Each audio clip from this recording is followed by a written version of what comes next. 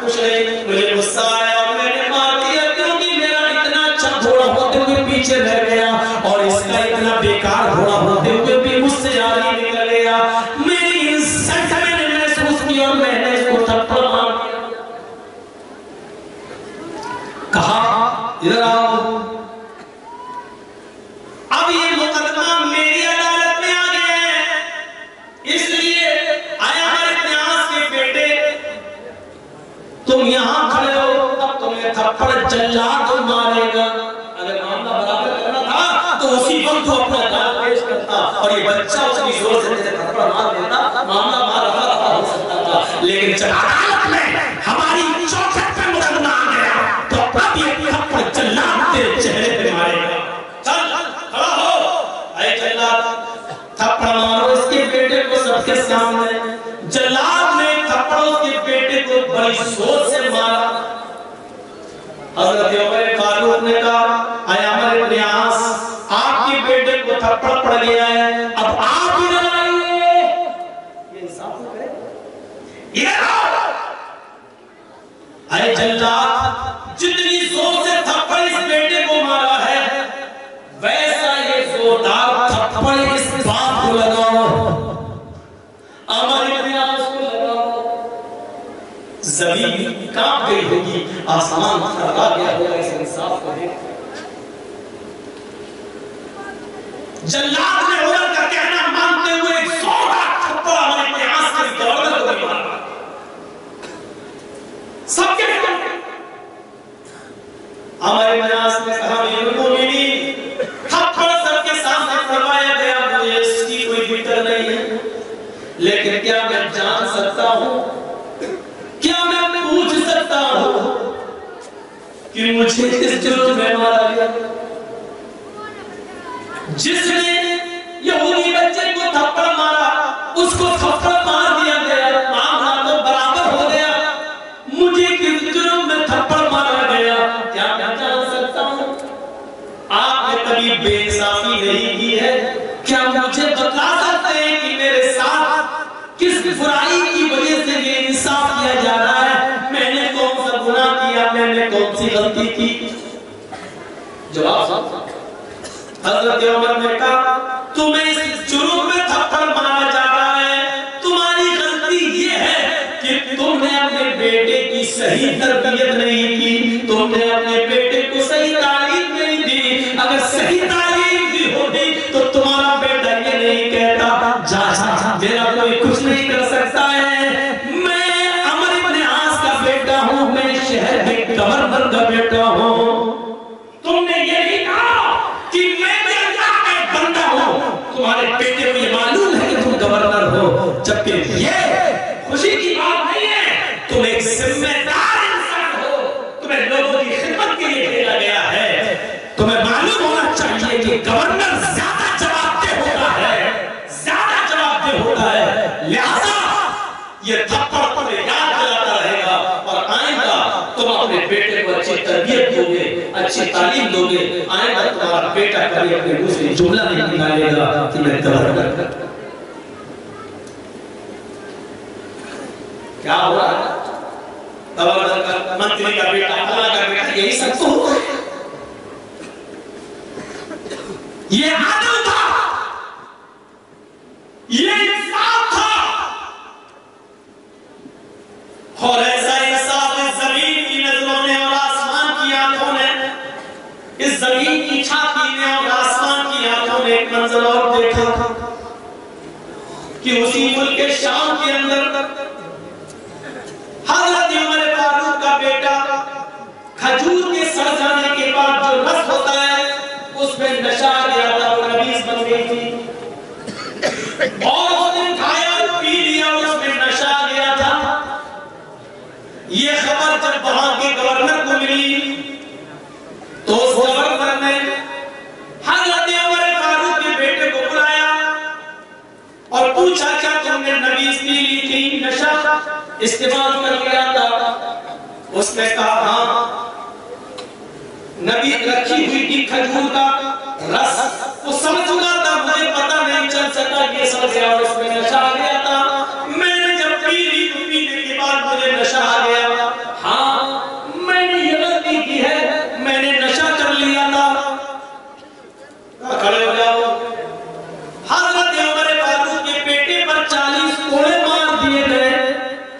40 कोड़े पड़ गए।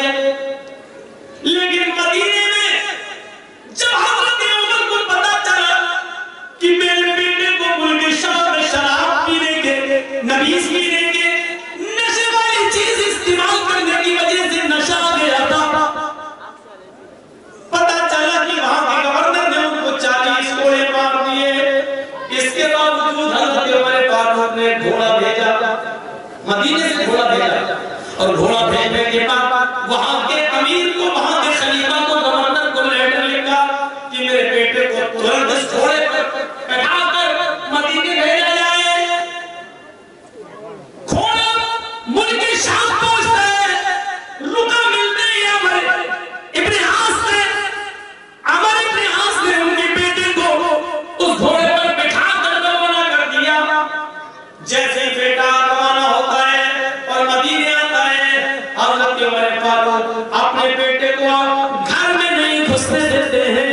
कहते बेटे पहले इधर आओ, कहाँ जा रहे हो? कहा अम्मी से मिल लो, बहुत दिनों बाद आ रहा हूँ, अम्मी से मुलाकात कर लूं, माँ से मिल लूं।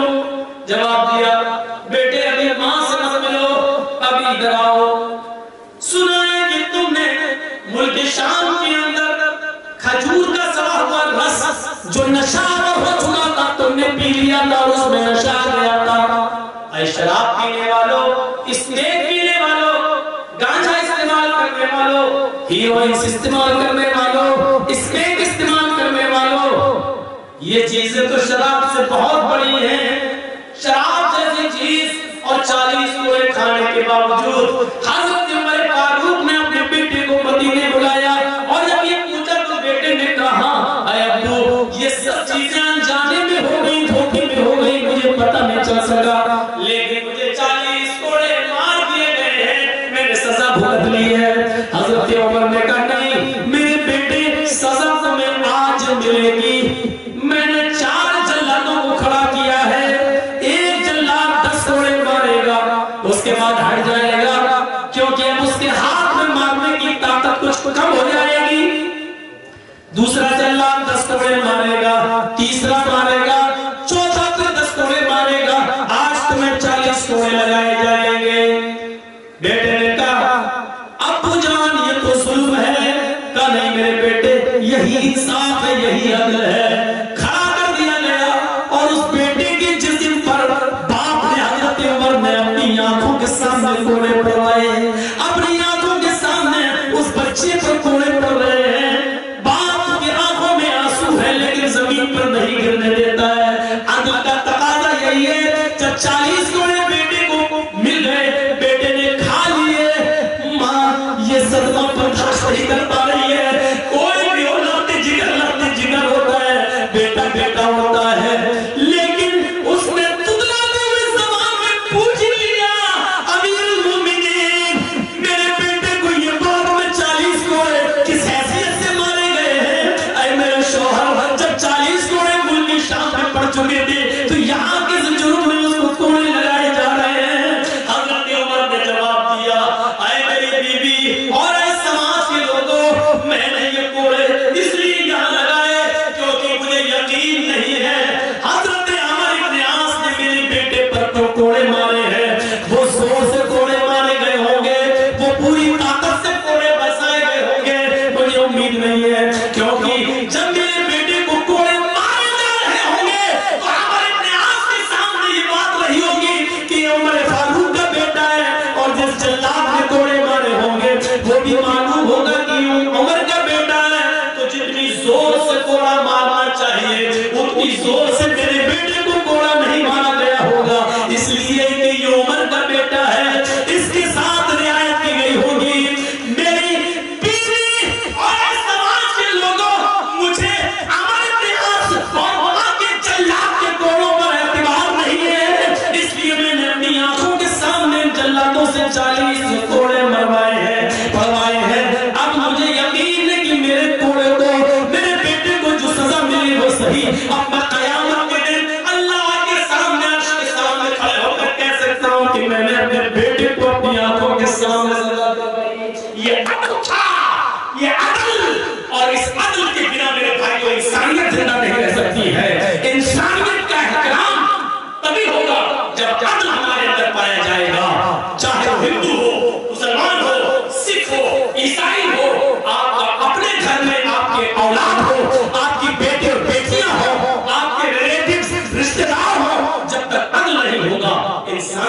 نہیں رہے گی. انسانیت کو زندہ رکھنا ہے تو عدل کا تقاضا ہے میرے بھائیوں کہ سب کے ساتھ عدل کیا جائے. وَلَا يَجْرِمَنَّكُمْ شَنَآنُ قَوْمٍ أَلَّا تَعْدِلُوا اعْدِلُوا هُوَ أَقْرَبُ لِلتَّقْوَىٰ. سب کے ساتھ انصاف کرو، یہی تقویٰ کی زیادہ طریق ہے اور انسانیت کا درس دیتا ہے. غیر مسلموں کے پنڈتوں کو، سکھوں کے گروؤں کو، عیسائیوں کے پادریوں کو، یہودیوں کے راہبوں کو، جین دھرم کے منیوں کو آپ گالی نہیں دے سکتے. کسی بھی دوسرے مذہب کے بزرگوں کو آپ گالی نہیں دے سکتے ہیں. وَلَا تَسُبُّوا الَّذِينَ يَدْعُونَ مِن دُونِ اللَّهِ. اللہ کو چھوڑ کر جو دوسروں کی عبادت کرتے ہیں، دوسروں کی پوجا کرتے ہیں، تم ان کو گالی مت دو. وَلَا تَسُبُّوا الَّذِينَ يَدْعُونَ مِن دُونِ اللَّهِ. اللہ کے علاوہ جو دوسرے معبودوں کی، دوسرے خداؤں کی پوجا کرتے ہیں، عبادت کرتے ہیں، تم ان کو گالی مت دو. فَيَسُبُّوا اللَّهَ عَدْوًا بِغَيْرِ عِلْمٍ. ایسا نہ ہو کہ تم ان کے بزرگوں کو، ان کے مہان پرشوں کو تم گالی دو تو جواب میں وہ تمہارے اللہ کو، تمہارے رب کو گالی دے بغیر علم کے. جواب میں کہیں ایسا نہ ہو کہ وہ تمہارے رب کو گالی دے. ایسا ہوتا ہے نا، ایسا ہوتا ہے. یہ کیا تھا؟ ان 5 6 20 25 50 سنتوں نے گھیر کر کے لطیف سے کہا، کیا کہا؟ جے شری رام، جے شری رام. اس نے جواب میں کہا اللہ اکبر، اللہ اکبر. یہ کیا تھا؟ یہ کیا تھا؟ ہم کسی غیر مسلم سے کہیں تیرے بھگوان کی ایسی کیسی، وہ کیا کہہ رہا؟ کٹ ملا تیرے اللہ کی ایسی کیسی. یہ بالکل وہی آپ کے رب کو گالی دے. اللہ کے رسول نے کہا کہ تم لوگ اپنی ماں کو گالی مت دو. صحابہ نے کہا اللہ کے رسول اپنی ماں کو گالی دے سکتا ہے؟ آپ نے کہا تم دوسروں کی ماں کو گالی دو گے. جب آپ نے تمہاری ماں کو گالی دیں گے تو اس کا مطلب یہ ہے کہ تم خود ذمہ دار ہوئے اپنی ماں کی گالی کے. تم نے اپنی ماں کو خود گالی دی، نہ تم کی ماں کو گالی دیتے، نہ تمہاری ماں کو گالی دیتے. تم دوسروں کے خداؤں کو برا کہو گے تو وہ تمہارے اصلی رب کو برا کہیں گے. تم ان کے جھوٹے معبودوں کو گالی دو گے تو وہ تمہارے سچے معبود کو گالی دیں گے. قرآن نے کتنی بڑی اچھی اور حکمت بھری بات کہی ہے. وَلَا تَسُبُّوا الَّذِينَ يَدْعُونَ مِن دُونِ اللَّهِ فَيَسُبُّوا اللَّهَ عَدْوًا بِغَيْرِ عِلْمٍ. تم دوسروں کے معبودوں کو گالی مت دو، دوسروں کے بزرگوں کو گالی مت دو. جو اللہ کو چھوڑ کر دوسروں کی عبادت کرتے ہیں تم ان کو گالی مت دو. ایسا نہ ہو کہ وہ تمہارے اللہ کو دشمنی میں گالی دینے لگے اور علم نہ ہو، یعنی جہالت کی وجہ سے گالی دینے لگے. تاریخ ہمیں بتاتی ہے میرے پیارے ساتھیوں، کبھی اللہ کے رسول نے اور صحابہ نے کبھی دوسروں کے بزرگوں کو گالی نہیں دی، نہ برا بھلا کہا ہے. صرف اتنا کہا ہے لوگوں ان تمام معبودان باطلا سے بچ کر ایک اللہ کی عبادت کرنے والے بن جاؤ. نہ کبھی ہمارے نبی نے، نہ ہمارے رسول نے، نہ ہمارے صحابہ نے کبھی کسی کی دوسرے کی مذہبی عبادتوں پر قبضے کیے ہیں، کبھی نہیں. آپ کو معلوم ہوگا اور یہ آپ نے سنا بھی ہوگا، جب حضرت عمر یروشلم کی بیت المقدس کی طرف جا رہے ہیں، بیت المقدس کی طرف جا رہے ہیں، جیت گئے ہیں، بیت المقدس آزاد ہو گیا ہے، اب وہاں جا رہے ہیں نماز، 2 رکعت نماز پڑھانے کے لیے راستے پہ یروشلم پڑتا ہے. صحابہ آپ کے ساتھ ہیں. یروشلم پہنچتے ہی آزان کی آواز آنے لگتی ہے، اللہ اکبر اللہ اکبر. پتا چلتا ہے کہ اس پورے علاقے میں کوئی مسجد نہیں ہے، کوئی مسجد نہیں ہے. صحابہ اکرام نے سوچا چلیے آزان کا وقت ہے، نماز کا ٹائم ہو گیا ہے. اسی سرزمین پر یہی بیابان جنگل میں ایک جگہ اپنے اپنے کپڑے بچھا لیتے ہیں، چادر بچھا لیتے ہیں اور اسی جگہ پر نماز پڑھ لیتے ہیں. جیسے وہ لوگ وضو کرانے کے لیے تیار ہوتے ہیں، کیا دیکھتے ہیں کہ بستی سے کچھ عیسائی آ رہے ہیں. آتے ہی کہنے لگے امیر المومنین کون ہے؟ جواب دیا حضرت عمر نے، جی بولیے میں ہی عمر ہوں اور لوگوں کا خاتم میں ہی ہوں. فرمایا آپ لوگ یہاں نماز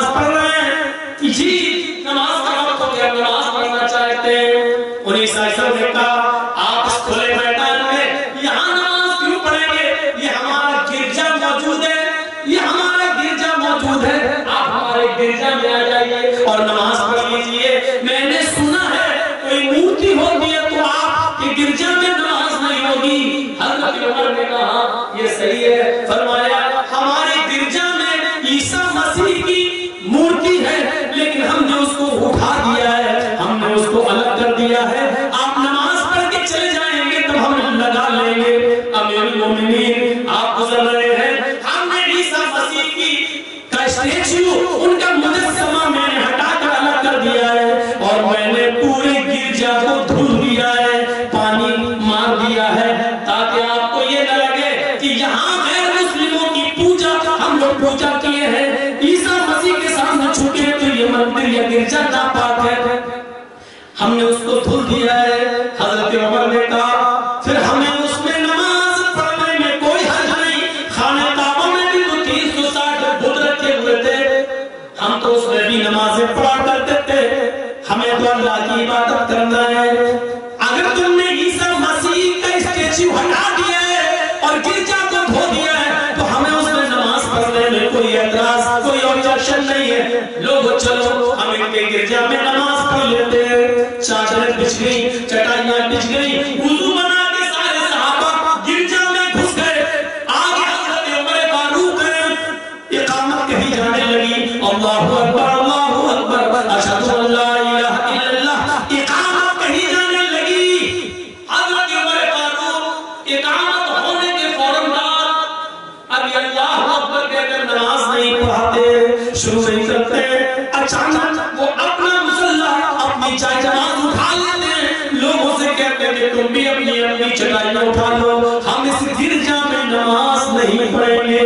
باہر نکل گئے اور پھر اسی میدان میں چٹائیاں بچھائی, اسی میدان میں چادریں بچھائی اور اسی میدان میں حضرت عمر نے نماز پڑھائی. جب نماز ختم ہو گئی تو وہ عیسائیوں کا پادری ہوتے ہوئے آیا, امیر المومنین کیا ہو گیا ہے, ہم نے تو آپ کو اجازت دے دی تھی کہ ہمارا گرجا اتنا بیکار ہے جو آپ کی نماز کے لائق نہیں ہے. کیا یہی بھائی چارہ ہے, کیا یہی ایک دوسرے میں بھائی چارہ قائم کرنا چاہا آپ نے؟ امیر المومنین اگر آج آپ ہماری گرجا میں نماز پڑھ لیتے تو ہمیں بڑی خوشی ہوتی. حضرت عمر نے اس عیسائی کے اس پادری کے آنکھوں کے آنسوؤں کو پوچھا, اس کو اپنے سینے سے لگایا اور کہا نہیں, میں نے کسی دشمنی میں نماز نہیں پڑھی. یہ مت سوچنا کہ میں نے کسی دشمنی کی وجہ سے نماز پڑھی یا مذہبی عداوت کی وجہ سے نماز نہیں پڑھی. یہ مت سوچنا آئے میرے عیسائی بھائی, میں تو اس میں نماز پڑھانے کے لیے چلا ہی گیا تھا, اللہ اکبر کہہ کر نیت باندھنے ہی والا تھا, لیکن میرے ذہن میں یہ خیال آ گیا, اے عمر آج اگر تو نے اس گرجا میں نماز پڑھ لی, آج اگر تو نے اس گرجا میں نماز ادا کر لی تو ایسا نہ ہو 100 سال 200 سال 400 سال 500 سال کے بعد آنے والی نسل یہ تصور نہ کرنے لگے کہ یہ پہلے مسجد تھی, اس میں عمر نے نماز پڑھی تھی, عمر کے ساتھیوں نے نماز پڑھی تھی. کہیں بعد میں آنے والی نسل اس گرجا کو مسجد سمجھ کر کہیں گرجا کو توڑ نہ دے, کہیں گرجا کو گرا نہ دے, کہیں تمہاری گرجا کو توڑ کر اس کو مسجد نہ بنا لے. اس ڈر سے میں نکل گیا تاکہ کسی کو یہ احساس نہ ہو کہ اس میں نماز پڑھی گئی. اگر کسی کو 100 سال 200 سال کے بعد میرے انتقال کے بعد یہ کہنے کا موقع مل سکتا ہے کہ اس میں تو عمر اور صحابہ نے نماز پڑھی ہے تو پہلے مسجد تھی, تمہارا گرجا توڑ کر یا مسجد بنانے کا ایک بہانہ ان کو مل سکتا ہے. اس لیے ہم اس گرجا میں نماز نہیں پڑھے تاکہ بعد میں آنے والی کوئی نسل اس گرجا کو توڑ کر مسجد بنانے کا دعویٰ یا مسجد ہونے کا دعویٰ نہ کر دے. اس طرح سے دوسروں کی عبادت گاہوں کی حفاظت ہوتی ہے. بھائیو آج تصور کیا جا سکتا ہے, آج تصور نہیں کیا جا سکتا ہے.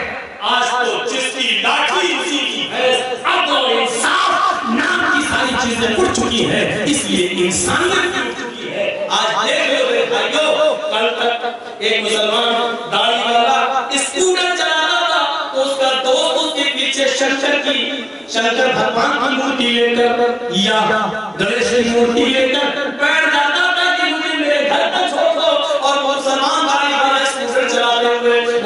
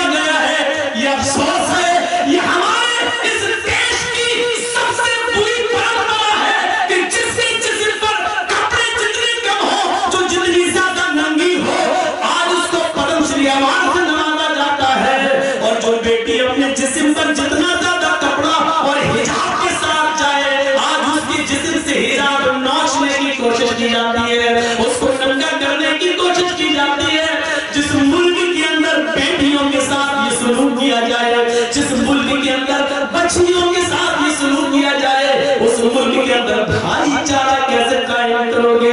اس ملک کے اندر ہندو اور مسلمان دونوں کو ایک کرنے کی کیسے کوشش کرو گے؟ جو بھائیاں اس سرکار نے گورنمنٹ نے پیدا کر دی ہیں، میرے بھائی کے بعد میں آنے والی نسلیں بھی اس کو بھر نہیں پائیں گی۔ جو نفرتیں اور جو کتورتیں اور جو دشمنیاں میرے بھائی کو اس سرکار نے ایک دوسرے کے دلوں میں بھرنے کی کوشش کی ہے، دونوں طرف سے یہ کتورتیں بھری جا رہی ہیں، دونوں طرف سے یہ عداوت ایک دوسرے کے خلاف بھری جا رہی ہے۔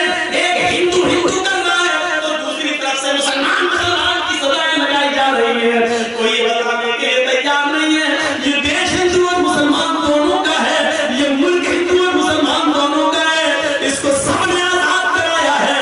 یہ ملک صرف ہندوؤں سے نہیں چل سکتا ہے، یہ ملک صرف مسلمانوں سے نہیں چل سکتا ہے، یہ ملک تبھی چلے گا جب تک رام کو چبھے اور اس کا درد رحیم کے دل میں ہو، اور جب رحیم کی بیٹی مرے تو اس کا درد اور اس کی تکلیف رام کو ہو۔ جب تک یہ احساس ہمارے اندر پیدا نہیں ہوگا یہ ملک میرے بھائیوں ترقی کی راہ پر گامزن نہیں ہو سکتا ہے، ترقی کی راہ پر نہیں چل سکتا ہے۔ ضرورت ہے اسی رام کے درد کو رحیم سمجھے اور رحیم کی تکلیف کو رام سمجھے، یہ ضرورت ہے وقت نہیں۔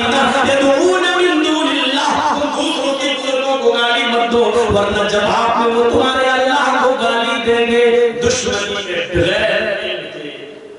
اب دیکھیں کیسے مسلمان سے کہا جا رہا ہے، ویڈیو دیکھیے آپ، دیکھنے کی ہمت نہیں ہوتی ہے، زمین پر تھوکا جا رہا ہے، سے کہا جا رہا ہے چاٹ بول اللہ مان جا، تصور کرو اللہ کے لیے ماں کا لفظ استعمال، ماں کی بہن بیٹی کی،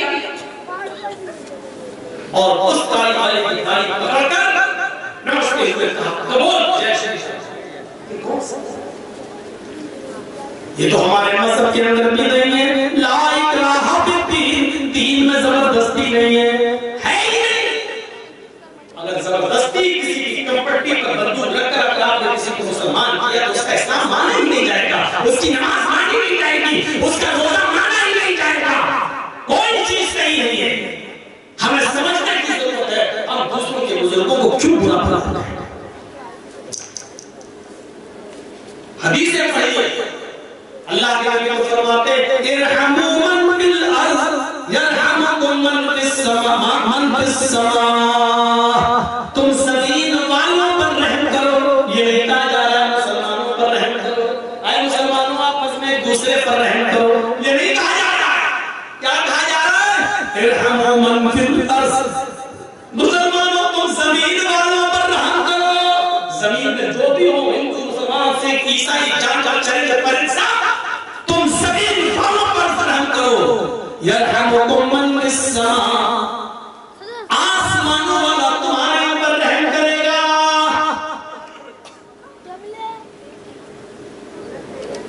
ہمارے پڑوس میں ایک ہندو رہتا ہے، اس کا بچہ بیمار ہے، ہاسپٹل کے اندر ایڈمٹ ہے، رمضان کا مہینہ چل رہا ہے، ڈاکٹر نے کہا اس کو ایک بوتل خون کی ضرورت ہے، آپریشن ہوگا۔ باپ کا بلڈ میچ نہیں کھا رہا ہے بیٹے کی بلڈ سے، ہمارے اس ہندو پڑوسی کو معلوم ہے کہ مولانا جرجیز کا بلڈ گروپ وہی ہے جو میرے بچے کا ہے، فون آتا ہے، ایک مثال دے رہا ہوں، وہ ہندو پڑوسی فون کرتا ہے، جرجیز صاحب آپ کا بلڈ گروپ کیا ہے؟ جرجیز صاحب جواب دیتے ہیں اے پلس۔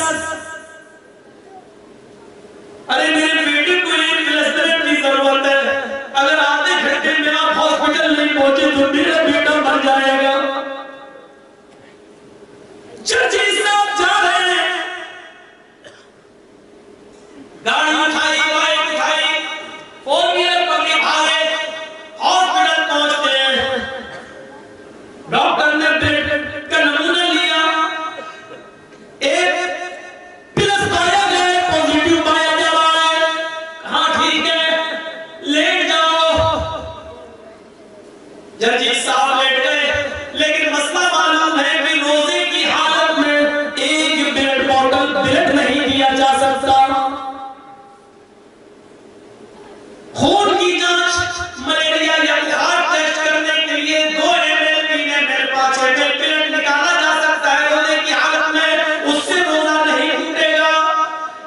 لیکن ایک بوتل بلڈ روزے کی حالت میں دینا جائز نہیں ہے.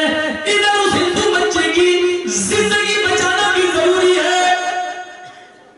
شریعت یہ کہتی ہے, یہاں ہمارا مذہب یہ کہتا ہے ججی صاحب اس ہندو بچے کی جان بچانا یہی انسانیت ہے. اس کے لیے اگر تمہیں رمضان کے مہینے کا فرض روزہ توڑنا پڑ رہا ہے تو توڑ دو, روزہ ختم کر دو. یہ روزہ بعد میں بھی پورا کیا جا سکتا ہے, لیکن اگر وہ ہندو بچہ مر گیا تو پھر دوبارہ زندہ نہیں کیا جا سکتا ہے. یہ انسانیت ہمیں اسلام نے سکھلائی ہے کہ ہمیں اس ہندو بچے کے لیے اس کی جان بچانے کے لیے اپنا روزہ توڑنا پڑے گا. لیکن ایک بوتل بلڈ دے کر اگر ہماری زندگی خطرے میں رہیں گے تو ہم اس کو ایک بوتل خون دیں گے اور اس کی زندگی کو بچانا ہمارے لیے فرض ہو جائے گا, ضروری ہو جائے گا. جو مذہب غیر مسلموں کے بچوں کی جان بچانے کے لیے بلڈ دینے کو جائز ہی نہیں بلکہ ضروری قرار دے رہا ہو اور اس کے لیے اپنی مخصوص عبادت روزہ تک توڑنے کا حکم دے رہا ہو, اس مذہب کی انسانیت کا مقابلہ دنیا کا کوئی مذہب نہیں کر سکتا ہے. اس اسلام کی انسانیت کا تقاضا اور اس کے فضیلت کو دوسرے مذہب کے اندر اشیر اس کا 10واں حصہ بھی اس کا 1/10 بھی نہیں دکھائی دے گا, 10واں حصہ بھی نظر نہیں آئے گا. دنیا کے سارے مذہب اس سے خالی ہے, ذرا تصور کرو. لیکن اس ملک کے اندر حالت یہ ہے کہ اگر گورکھپور کے ہاسپٹل میں آکسیجن کی کمی ہو جائے, سرکار کی بدنامی ہو رہی ہے اور ڈاکٹر کفیل جیسا آدمی اگر اپنے گھر سے آکسیجن لا کر بچوں کو آکسیجن دینے کا کام کرتا ہے تو دیش دروہی کا مقدمہ اس پر لگ جاتا ہے. اس پر دیش کے ساتھ غداری کرنے کا الزام لگا, اس کو جیل کی سلاخوں میں ڈال دیا جاتا ہے. اور جو حکمراں بنے بیٹھے ہیں جن کی ذمہ داری ہے بچوں کو آکسیجن پہنچانے کی, وہ نہیں پہنچا پا رہے ہیں اور بچے شمشانوں میں ملتے ہیں اور گنگا کی نہاتے ان کی لاشیں دکھائی دیتی ہیں. میرے بھائیوں, یہ دیش کے فیور میں اور جو اپنے گھروں سے آکسیجن لے کر آئے اور بچوں کو چڑھائے, یہ دیش دروہی ہے. ذرا تصور کرو, یہاں انسانیت مر چکی ہے. اب کہاں انسانیت کو ہم تلاش کرنے کے لیے جائیں گے, کہاں ڈھونڈیں گے؟ غور کیجئے. میں جانتا ہوں کہ ہندو دھرم ہمیں اس چیز کی تعلیم نہیں دیتا ہے. ہندو دھرم تو ہمیں انسانیت کا درس دیتا ہے. رام چندر جی نے بھی ہمیں انسانیت کا درس دیا ہے, لکشمن نے بھی انسانیت کا پاٹ پڑھایا ہے. رام کے ماننے والے غلط ہو سکتے ہیں, رام نے ہمیں غلط چیز نہیں بتائی ہے. کرشن جی نے ہمیں غلط نہیں بتایا ہے, کرشن جی غلط نہیں ہے. کرشن کے ماننے والے غلط ہو سکتے ہیں, وہ دشمنی کا شکار ہو سکتے ہیں. محمد رسول اللہ غلط نہیں ہے, محمد کے ماننے والے دشمنی کا شکار ہو سکتے ہیں. میرے بھائیوں, قرآن غلط نہیں ہے, قرآن کے ماننے والے غلطی کر سکتے ہیں, اس میں قرآن کا قصور نہیں ہے. میرے بھائیوں, اس لیے تو کہتا ہوں کہ چند لوگوں کی وجہ سے آج انسانیت ختم ہوتی جا رہی ہے, چند لوگوں کی وجہ سے آج انسانیت مٹتی جا رہی ہے. یہ کھائی اتنی گہری ہوتی جا رہی ہے کہ اس کو پر کرنے میں اور بھرنے میں بہت دن لگیں گے, کئی سال لگیں گے. ہمارا ملک بہت پیچھے چلا جا رہا ہے, پیچھے کی طرف جا رہا ہے. اس کو اپنی پٹری پہ آنے میں بہت سال لگیں گے اور یہ تبھی پورا ہوگا جب پیار اور پریم محبت ایک دوسرے سے کرنے لگے گا, تب جا کر یہ کھائی پوری ہوگی. اس کو ہمیں اور آپ کو سمجھنے کی ضرورت ہے, اپنا محاسبہ کرنے کی ضرورت ہے, اپنا حساب کرنے کی ضرورت ہے. میرے بھائیوں, آج طبیعت تھوڑی سی ناساز ہونے کے باوجود بھی میں نے تقریباً 2.25 گھنٹے آپ کے لیے لیے ہیں. 2 گھنٹے سے آپ کو سوچ رہا تھا کہ گھڑی میں 1.5 گھنٹہ بول کر تقریب ختم کر دیں گے 12 بجے, لیکن چلیے جب جذبات میں بہ گیا تو بہ گیا. ہم اللہ سے دعا کرتے ہیں کہ اللہ ہمارے اندر انسانیت پیدا فرما دے. اللہ انسانیت کو سمجھنے کی ہمیں توفیق عطا فرما, انسانیت ہمارے اندر کٹ کٹ کے بھر دے. اے اللہ, اس ملک کے اندر تکلیف کسی غیر مسلم کو ہو تو اس کا درد ہمیں ہو, اور جب ہمیں تکلیف پہنچے تو اس کا درد غیر مسلم کو ہو. ہمیں آپس میں ایسا بھائی بھائی بنا دے. بارے اللہ, جب تک تو ہمیں اس میں دارا اسلام کو زندہ رکھنا, اور جب ہمارا خاتمہ ہو تو ایمان پر ہمارا خاتمہ فرمانا. وما علینا الا البلاغ المبین, وآخر دعوانا ان الحمد للہ رب العالمین. السلام علیکم ورحمۃ اللہ وبرکاتہ۔